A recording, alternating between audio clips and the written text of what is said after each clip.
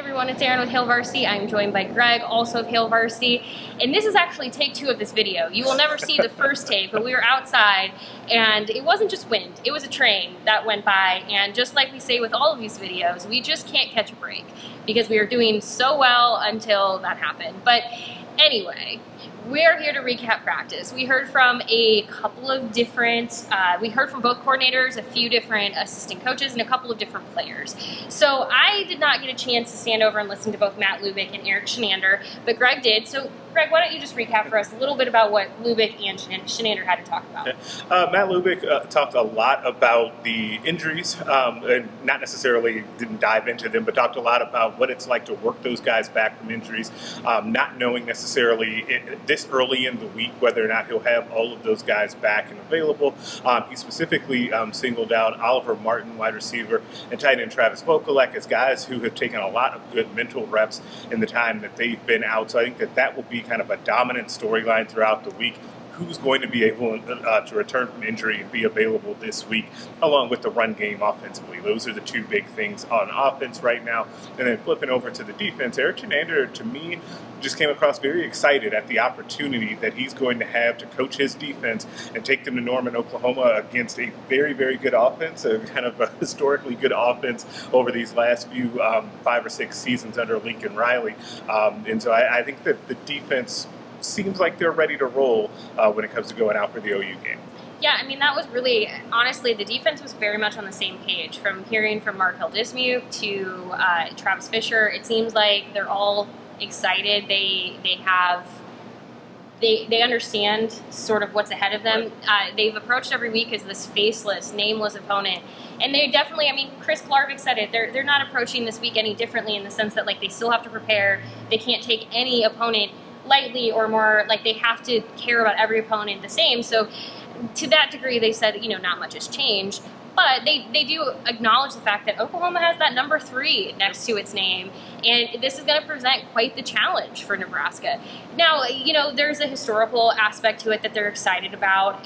Chris Klarvik did say he grew up more with Ohio, Michigan State, so like for him, he's new to the Nebraska-Oklahoma rivalry, but they're pretty excited about it. Now, Oklahoma also does bring a lot of speed to the table. They're going to spread Nebraska out. That is just Big 12 football, or what was Big 12, Big 8 football. No. Who knows what the Big 12 is anymore. Sorry, Big 12 fans. I don't know what you are anymore. You got a lot of teams that I don't know what's going on. No idea. And 2 that are going to leave for the SEC, which actually, sorry, Coach Frost did comment on that, where he was asked about, like, can you believe that this will eventually be an SEC Big Ten crossover matchup? And he laughed and said, I'm not going to, I don't want to talk about that. Oh, that has to be odd for him. It has to be strange. Knowing how he feels about the game historically, that does have to be really odd. It's so strange. But anyway, they have a lot of speed. The defense knows that. Travis Fisher had a great line where he's like, we are aware of their speed, but I believe basically that our group has speed too. So, a lot of confidence from Travis Fisher.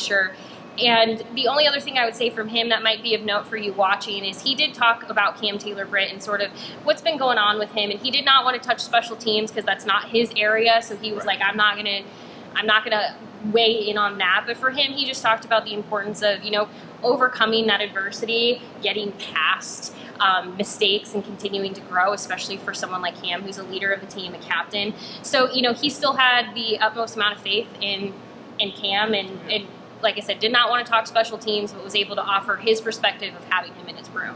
Right, and which is important too, because Fisher is not involved with the special teams. The main part of what Cam Taylor-Britt has to do on a week-to-week basis, that does end up could impact how he plays on the field at cornerback.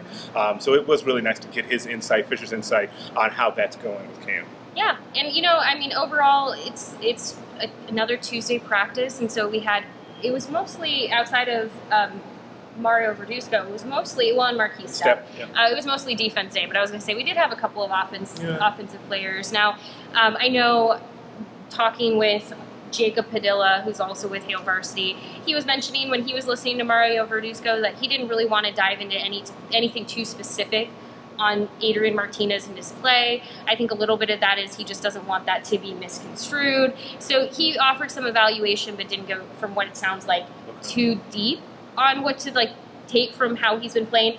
the line of questioning was essentially, how does he balance maybe feeling the need to do too much versus doing his job? And that was where he's like, I don't really want to, But have that's tricky, though, because that's been the problem, right, for Adrian, and they've all kind of acknowledged that, so I can understand Briscoe not really even wanting to go there, right? Just leave it where he is. He's playing hard. He's playing well right now. Let's just kind of see where things fall. And, if you want to know more about the quarterback situation to begin with, Jacob Padilla, who I already mentioned, he will be recapping more about that here shortly for HailVarsity.com, so you might as well go and bookmark that. We'll have plenty more from post-practice. I wish we could do these live because I know many of you have questions or you want to know more. Please understand that we're only able to give you so much in this short video span, but we're happy to answer more questions if you have them on YouTube. Some of you do ask questions, and we try to answer them if it's something that we have the information available to us. But otherwise, we will have more at HailVarsity.com. So definitely go check that out. We always appreciate you chiming in. It was, for as many people as we spoke to today, it was a fairly quiet post-practice, nothing too wild. I would expect to hear more on injuries later in the week, although I would not be surprised if we don't get an update from Coach Frost on Thursday. Some of those injuries may be game time information. I'm not saying decision. I'm saying game time information because, if you don't need to give Oklahoma the information, you might as well not do that. So we will hear from Coach Frost on Thursday, and then otherwise, just getting ourselves to Norman, Oklahoma for that big noon matchup. Well, 11 a.m. But, it's on Fox. It's big noon, right? Big noon kickoff. Big noon kickoff, but at 11 a.m. Right. Right? Well, as always, we appreciate you watching. Like I said, if you have questions or you want to know more specifics, if you have seen any of the other videos here on YouTube, which I hope you already subscribed, feel free to ask. If we can answer them, we will certainly do so. But I know many times you're like, what about this?